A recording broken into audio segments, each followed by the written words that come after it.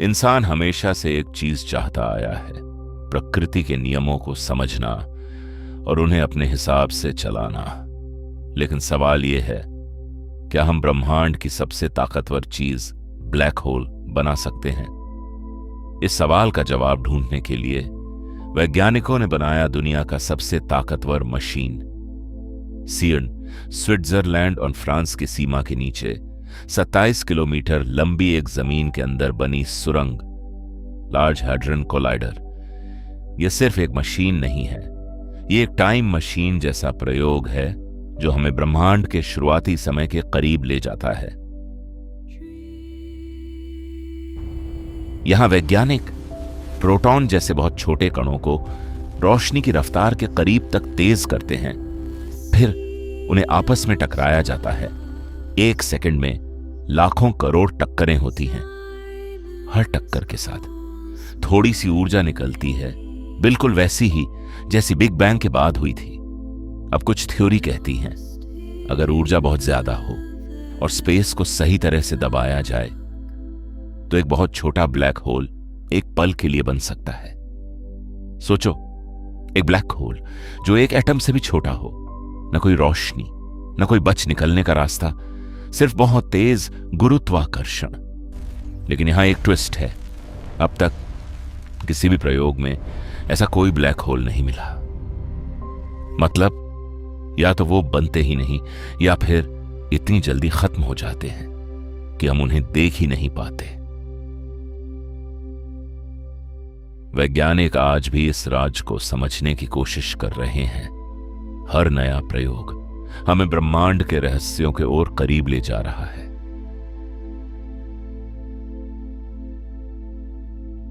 अगर वैज्ञानिक एक ब्लैक होल बना भी लें तो क्या वो टिक पाएगा, या फिर वो बनते ही खत्म हो जाएगा? विज्ञान कहता है, अगर माइक्रो ब्लैक होल बन भी जाए तो वो सिर्फ एक सेकंड के बहुत छोटे हिस्से तक ही रहेगा। मतलब इतना कम समय कि हम उसे ठीक से देख भी नहीं पाएंगे। इसका कारण है एक खास कॉन्सेप्ट, हॉकिंग रेडिएशन। इस थ्योरी के अनुसार स्पेस पूरी तरह खाली नहीं होता। हर जगह छोटे छोटे कण आते और गायब होते रहते हैं। लेकिन जब यह प्रक्रिया ब्लैक होल के किनारे, इवेंट होराइजन के पास होती है तो कुछ अलग होता है। एक कण ब्लैक होल के अंदर चला जाता है और दूसरा बाहर निकल जाता है। जो कण बाहर निकलता है वो अपने साथ ऊर्जा लेकर जाता है और धीरे धीरे ब्लैक होल अपनी ऊर्जा खोने लगता है। नतीजा, ब्लैक होल छोटा होने लगता है और आखिर में एक छोटी सी ऊर्जा के साथ पूरी तरह गायब हो जाता है। यह विचार दिया था महान वैज्ञानिक स्टीफन हॉकिंग ने, जिन्होंने बताया कि ब्लैक होल भी हमेशा के लिए नहीं रहते। तो अगर माइक्रो ब्लैक होल बन भी जाए वो हमें नुकसान नहीं पहुंचाएगा। लेकिन सवाल अभी भी बाकी है, अगर एक दिन हम इस प्रक्रिया को कंट्रोल कर लें तो क्या हम ब्रह्मांड की सबसे ताकतवर ऊर्जा को इस्तेमाल कर पाएंगे?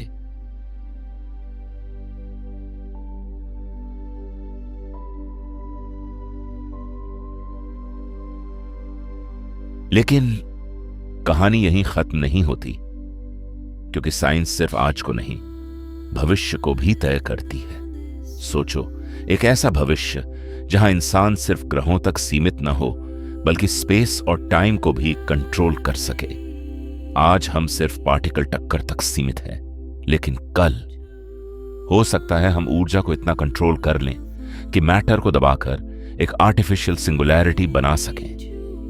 एक छोटा सा कंट्रोल किया हुआ ब्लैक होल यह सिर्फ विनाश का साधन नहीं होगा, शायद यह बन सकता है ब्रह्मांड का सबसे ताकतवर ऊर्जा स्रोत, एक ऐसा इंजन जो सितारों से भी ज्यादा ऊर्जा दे सके। एडवांस सिविलाइजेशन, जिन्हें वैज्ञानिक टाइप 2 या टाइप 3 सिविलाइजेशन कहते हैं, शायद वो ब्लैक होल की ऊर्जा का इस्तेमाल कर रही होंगी। उनके लिए ब्लैक होल कोई हथियार नहीं, बल्कि एक पावर प्लांट होगा। लेकिन हर ताकत के साथ खतरा भी आता है। अगर कंट्रोल थोड़ा सा भी बिगड़ा तो एक स्थिर ब्लैक होल अपने आसपास की चीजों को खींचना शुरू कर सकता है। एक ऐसी प्रक्रिया जिसे रोकना मुश्किल हो जाए।